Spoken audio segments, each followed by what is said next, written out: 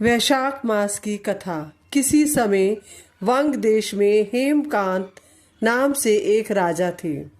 एक दिन वे शिकार खेलने वन में गए। शिकार करते करते वे अपने सैनिकों से बिछड़ गए और बहुत थक गए। वन में उन्हें एक ऋषि दिखाई दिए। उनका नाम शतचिर था।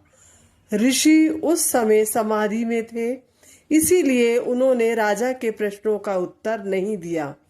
क्रोधित होकर राजा ने उन पर जैसे ही वार करना चाहा, ऋषि के अनेक शिष्य वहां आ गए और उन्होंने राजा को रोक दिया। राजा ने उनकी बात मान ली और अपने शिष्यों से कहा कि मैं बहुत थक गया हूं, तुम मेरे लिए भोजन आदि की व्यवस्था करो। शिष्यों ने कहा कि हे राजा, हम गुरु की आज्ञा के बिना कुछ नहीं करते, इसीलिए हम आपका आतिथ्य नहीं कर सकते।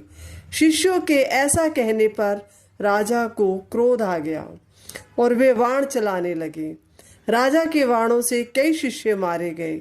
जैसे तैसे राजा भी अपने नगर आ गए।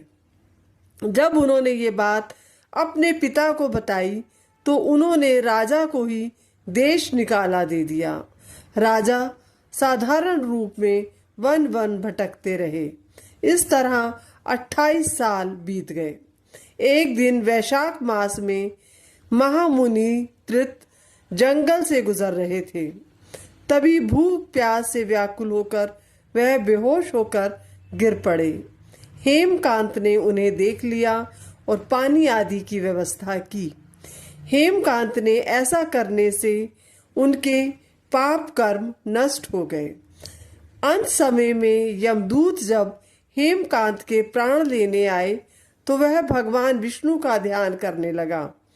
तभी भगवान विष्णु के दूत वहां प्रकट हुए और उन्होंने यमदूतों से कहा कि वैशाख मास में एक मुनि को जल पिलाने और उनके प्राण बचाने से अब हेमकांत निष्पाप हो गया है, इसलिए तुम यहाँ से जाओ, यही भगवान विष्णु के आदेश है।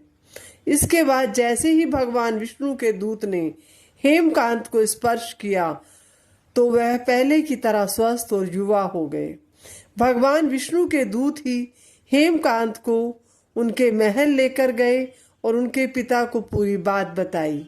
भगवान विष्णु का प्रिय होने के चलते हेमकांत फिर से राजा बन गए और न्यायपूर्वक शासन करने लगे। तो इस कथा को वैशाख के महीने में प्रतिदिन सुनने से और किसी प्यासे को पानी पिलाने से पापों का नाश होता है।